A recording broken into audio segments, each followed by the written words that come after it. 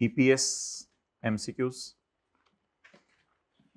Gamma Limited reported basic EPS of 6 for year 2024 based on numerator of 12 and a denominator of 2 during 2025.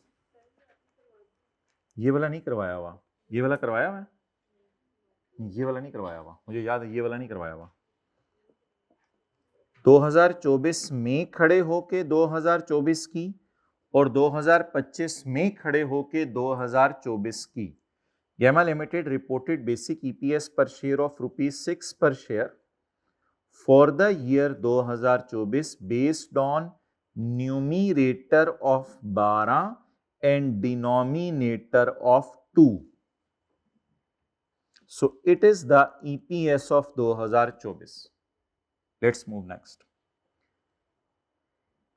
During 2025 के दौरान Gamma issued 20% bonus shares.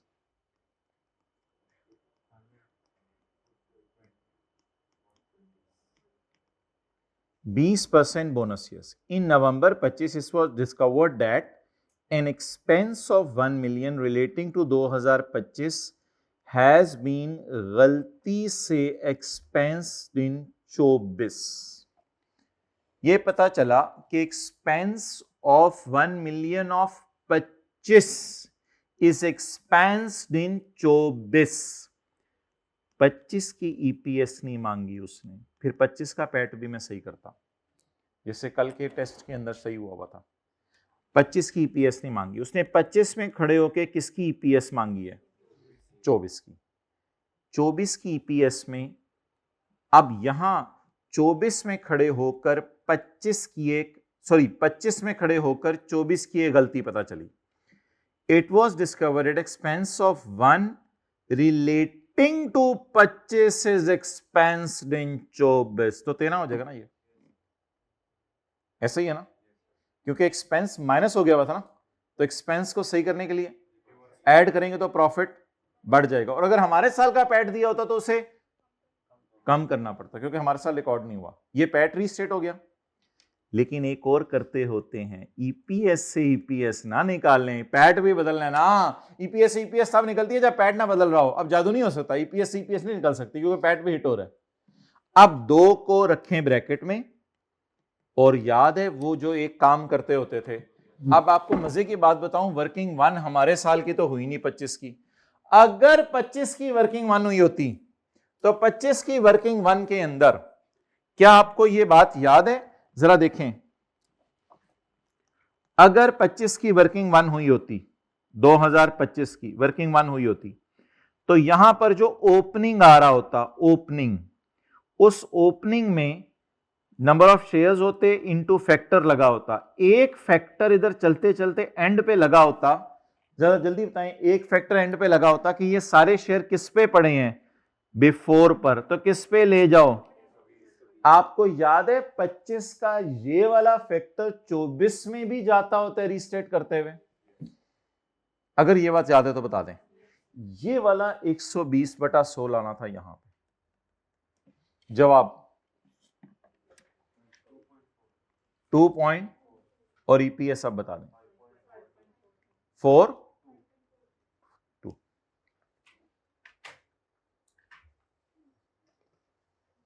इसमें concept शायद उसने ये test किया था कि आपको 25 का डेटा दिए बगैर उसने 24 का रीस्टेट करवाया है। मतलब वो जो हमें आदत पड़ी होती थी ना इधर से फिगर उठाने की, तो वो इधर फिगर मैंने लिखी है आपके लिए ताकि आप इधर से ही उठा के इधर लेके जाएं। चलें आगे। ये वाला हो गया था, ये वाला हो गया हुआ है, ये हो गया हुआ है। अगला पढ़ें।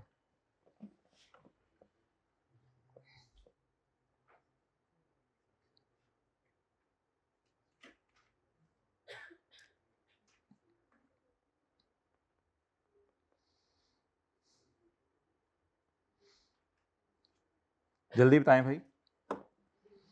IS 33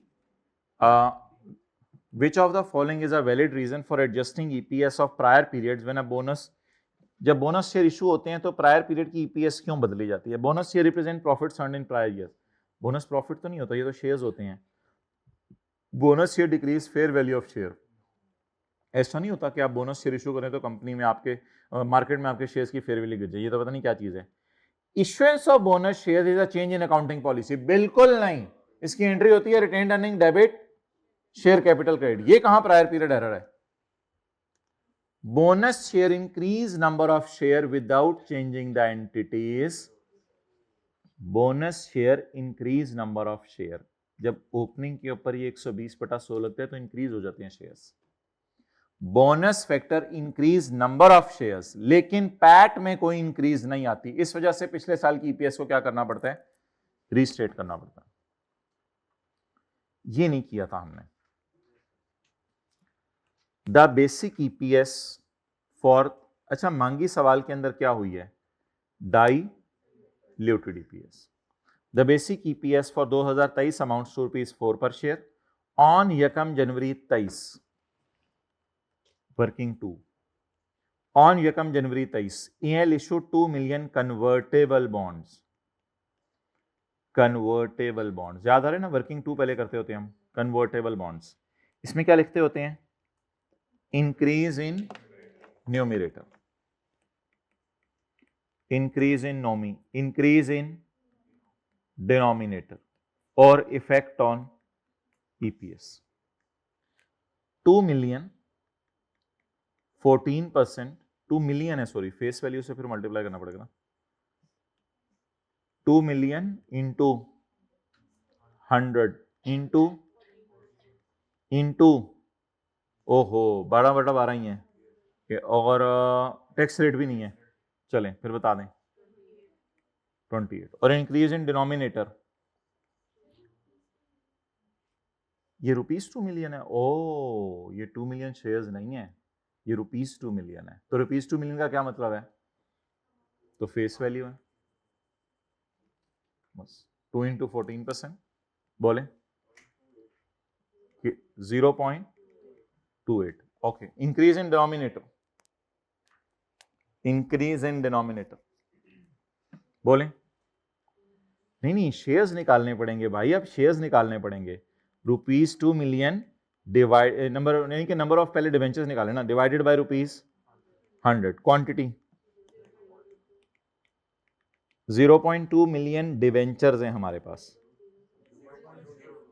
0.02 million डिवेंचर्स, नहीं अभी डिवेंचर्स हैं, शेयर्स उससे निकालते हैं अभी हम। Each debenture is converted 3 ordinary shares after 4 years. Each debenture is convertible into 3 ordinary. जी 0.06 जी जवाब 4.67। अब अगली हमें करते होते थे वर्किंग नंबर 3।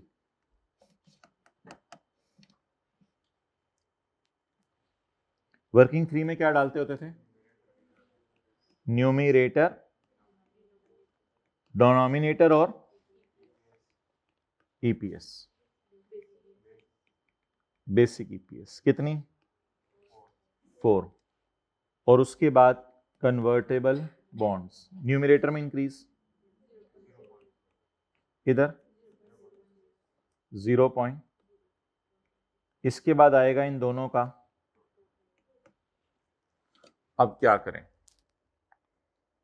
आगे वर्किंग चल नहीं सकती, कुछ भी एज्यूम कर लें, कुछ भी एज्यूम कर लें। न्यूमरेटर और मतलब इनका कैरी डाउन निकालना है ना, फिर ये वाले निकालते होते थे, भूल तो नहीं कि वीपीएस, ये वाला निकालते थे ना। अब इसको एज्यूम कर लें कितना, मिसाल के तौर पे 40 और 10 एज्यूम कर लें, फिर भी 4 रहेगा। जो मर्जी एज्यूम कर लीजिएगा, मतलब 400 और 100 एज्यूम कर लें, जवाब वही आना है।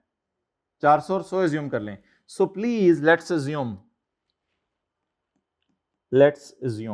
कितना, 400 और 100 की बजाय बेहतर है जरा आसान सा कर लेते हैं, 40 और 10। अब वो रेजर नहीं यूज हो पा रहा अभी जी, बताएं आप। 40.28, 10.06, 4.0 नहीं 4.0 नहीं आ रहा, मैं मान ही नहीं सकता। 4.003। ओ ये तो ईपीएस बढ़ गई, ये तो एंटी डाइल्यूटिव हो गई। फिर क्या करें? बस फिर आप यही ले लें, फिर 4 ही ले लें। So what is my diluted EPS? It would be rupees, बड़ी मेहनत से निकाली है, it would be ₹4 per share. मतलब दो फिगर्स क्या करनी पड़ी, एज्यूम कर, यहां जो मर्जी एज्यूम कर लेते, जवाब ये रहना था इंशाल्लाह। ईपीएस बढ़ गई, तो ईपीएस अगर बढ़ जाए तो क्या हो जाती है? Anti dilution. चलिए आगे, ये वाला हो गया था? नहीं, इसके ऊपर हमने डिस्कशन करनी है, या मेन क्लास में ही करेंगे, ये मेन क्लास में करेंगे। इस पर कुछ बात हुई थी लेकिन ऑनलाइन वालों के लिए मैंने शेयर नहीं किया था इसको। अच्छा, an entity reported a positive EPS in previous year, which of the following would result in increase in EPS of previous year due to restatement? That is the most beautiful सवाल ever tested. Which of the following would result in EPS of previous year due to restatement? अच्छा, एक बात याद रखिएगा, restate चारों वजह से होनी है। राइट शेयर में भी बोनस फैक्टर होता है, बोनस शेयर तो वैसे ही बोनस होते हैं, और शेयर स्प्लिट में भी जो है वो रीस्टेट होता है, आपको पता है ना, शेयर और शेयर कंसोलिडेशन में भी रीस्टेट होता है। अब सवाल वो ये पूछ रहे कि an entity reported a positive EPS in previous year, which of the following would result in EPS of previous year due to restatement? Okay, let us discuss. मिसाल के तौर पे मैं पहले प्रीवियस ईयर लेता हूं, 2024 में पैट है 100 और weighted average number of shares हैं 4, तो 100 डिवाइड बाय 4 क्या आ गया ईपीएस? ₹25 पर शेयर। अब 2025 में खड़े होकर मैं 25 की निकालूंगा और 24 की निकालूंगा, ठीक है। 24 की जो निकालूंगा मैं 100 डिवाइडेड बाय ये करूंगा, ठीक है। मुझे इसमें बोनस का फैक्टर डलवाएं, बोनस का 120 वाला कर लें कि 100 पे पड़ा हुआ है वो, जरा करके देखें इफेक्ट क्या पड़ता है, जरा करके देखें। 4 इंटू 120/100 करें 4.8, जरा करें अब 100 डिवाइडेड बाय 4.8 20. मुझे बताएं क्या मेरे बोनस शेयर नए इशू होने की वजह से ईपीएस क्या हो गई? इसकी लॉजिक वैसे मैंने बताई थी, शेयर बढ़ जाते हैं ना तो ईपीएस कम हो जाती है। बोनस शेयर की वजह से ईपीएस क्या होगी रीस्टेट करने से? राइट इशू की वजह से भी कम होगी, उसमें भी बोनस शेयर होते हैं। शेयर स्प्लिट की वजह से भी कम होगी, उसमें भी नए शेयर इशू होते हैं। और कंसोलिडेशन का फैक्टर मैं लगा नहीं रहा, मैंने एक फैक्टर लगवा के दिया आपको बोनस का, तो उसकी वजह से क्या होगी? सवाल क्या पूछ रहा है? इंक्रीज किस वजह से होगी? कंसोलिडेशन की वजह से। वजह सुने क्यों, लेकिन पेपर में विषय किसी तरह चेक कर लीजिएगा, no problem at all. Bonus issue मैंने डाल के देखा है क्या फर्क पड़ा है। बोनस इशू से भी नंबर ऑफ शेयर बढ़ जाते हैं, शेयर स्प्लिट से भी number of share, right issue से भी नंबर ऑफ शेयर बढ़ जाते हैं। आप किसी सवाल का शेयर स्प्लिट और राइट इशू का भी फैक्टर उठा के देख लीजिएगा, वही जवाब आएगा इंशाल्लाह। मैंने एहतियातन सिर्फ कौन सा डाला है? बोनस, लेकिन बोनस से मिलता जुलता कौन सा है? राइट और स्प्लिट। अब रूल बोलें, बोनस, राइट और स्प्लिट नंबर ऑफ शेयर बढ़ा देते हैं। जब नंबर ऑफ शेयर बढ़ जाते हैं, हिम्मत करें अब आगे बोलें, जब नंबर ऑफ शेयर बढ़ जाते हैं तो ईपीएस, तो अगर नंबर ऑफ शेयर कम हो जाए तो ईपीएस बढ़ जाएगी। कंसोलिडेशन का फैक्टर किसी सवाल का डाल के देख लीजिएगा, कंसोलिडेशन का फैक्टर उल्टा होता है, डिफरेंट तरीके से होता है। चलें ओवर जी।